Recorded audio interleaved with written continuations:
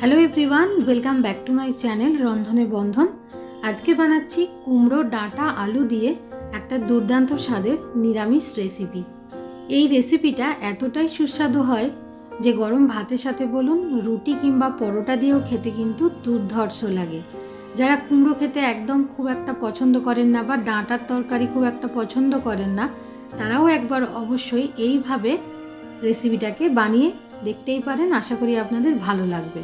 তবে কিছু কিছু অন্যরকম জিনিস এই রেসিপিতে আমি ইউজ করেছি, যা একেবারেই আলাদা। সচরাচর আমরা সেগুলো দিয়ে থাকি না খুব একটা, তার জন্য একটু নতুনত্ব আছে। শেষ পর্যন্ত ভিডিওটিকে দেখতে থাকুন, আশা করি আপনাদের ভালো লাগবে। তো এখানে ডাঁটা, কুমড়ো আর আলুকে একটু বড় বড় সাইজ করে আমি কেটে নিয়েছি। ডাঁটার আঁশটা ছাড়িয়ে নেওয়া হয়েছে। তো রান্নাটা করার জন্য এখানে সর্ষের তেল দিয়ে দিলাম। তো সর্ষের তেলের মধ্যে আলুগুলোকে আমি প্রথমে ভেজে নেব। আলুগুলোতে আমি কিন্তু ছালটা তুলিনি, ছালটা রেখেই দিয়েছি। আর আলুগুলোকে একটু বড় বড় সাইজ করে কেটে নিয়েছি। তো আমার এই রেসিপিটাকে যদি ভালো লাগে অবশ্যই চ্যানেলটিকে একটা সাবস্ক্রাইব করে রাখবেন।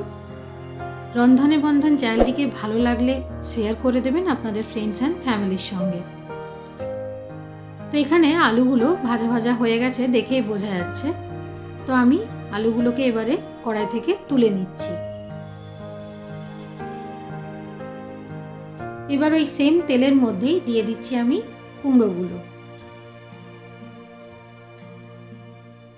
কুমড়োর গায়েও খানিকটা খোসা আমি রেখে দিয়েছি, নাহলে কুমড়ো এমনিতেই নরম, একেবারে নরম হয়ে যায়। সেই জন্য খোসাটা একটু রেখে দিলে সেটার একটা ডাঁট থাকে এবং একটু শক্ত ভাবও থাকে, খেতে ভালো লাগে।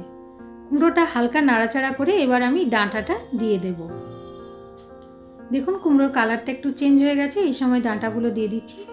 এই ডাঁটাগুলো খুব একেবারে কচি সেটাও নয়, আর একেবারে যে শক্ত হয়ে গেছে ঠিক সেটাও নয়, মাঝামাঝি ধরনের।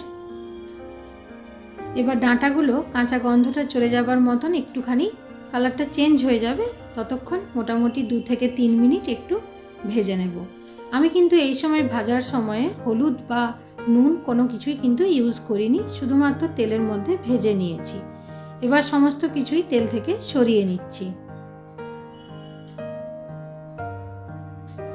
এবার ওই সেম তেলের মধ্যেই দিয়ে দিচ্ছি কলাইয়ের ডালের বড়ি। এবার এই বড়িটাকে একটু ভালো করে লাল লাল করে ভেজে নেব। বড়িটাকেও ভেজে তুলে রাখবো। লাল লাল করে ভেজে নিলাম, এবার বড়িগুলোকে তুলে নিচ্ছি। এবার ওই তেলের মধ্যে খানিকটা আরেকটু তেল দিয়ে নিলাম। এবার ফোড়নের জন্য দিয়ে দিলাম 2টো শুকনো লঙ্কা, 2টো তেজপাতা আর 5 ফোড়ন। 1 চামচের মতন 5 ফোড়ন দিয়ে দিলাম। এবার 1 চামচ আদা বাটা দিয়ে দিলাম আর 2টো কাঁচা লঙ্কা ভেঙে দিয়ে দিচ্ছি। এই সময় অল্প একটু মশলাটা যাতে পুড়ে না যায় তার জন্য অল্প একটুখানি আমি জল দিয়ে দেব।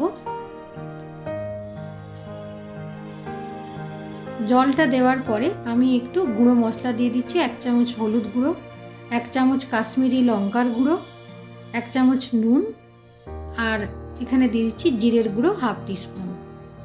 নুনটা অবশ্যই পরিমাণ মতনই দেবেন। আমি যেহেতু আগে ইউজ করিনি ওই জন্য 1 চামচই ইউজ করলাম। এবার ভালো করে মশলাটা একটু কষিয়ে নেব। এবার দিয়ে দিচ্ছি 1 মুঠো ছোলা।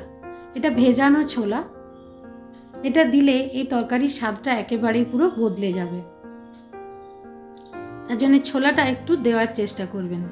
এবার ভেজে রাখা সবজিটা দিয়ে দিচ্ছি। সবজিটা দেওয়ার পরে খুব ভালো করে কষাতে হবে এই মশলার সাথে।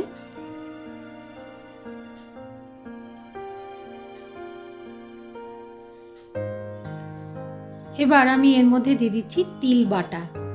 সাদা তিল বাটা এই তরকারিটার মধ্যে দিলে খেতে অসম্ভব সুন্দর হয়। আর ওই বড়িগুলো ভেজে রাখা সেটাও একসাথেই দিয়ে দিলাম।